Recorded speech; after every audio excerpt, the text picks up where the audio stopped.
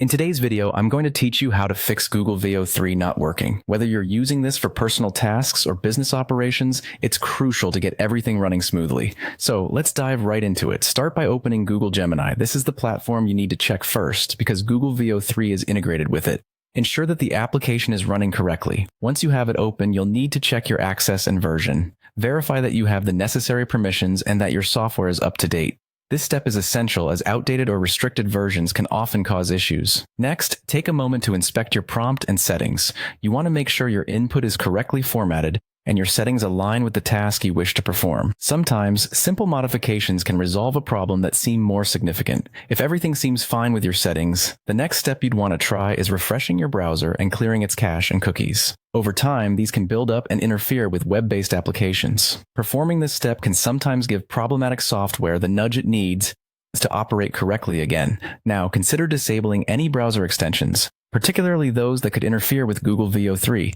These extensions, although helpful, can sometimes create conflicts with certain applications, causing them to function improperly. Test running Google VO3 with these extensions turned off and observe any changes. If you're still encountering issues, try restarting the app or the tool itself. This might sound simple, but restarting can resolve minor bugs and glitches by refreshing the application's memory and processes. After that, it's a good idea to check your network and system conditions. A slow network or system performance can hinder the functionality of Google VO3. Make sure your internet connection is stable and that your system meets the necessary technical specifications for running this tool.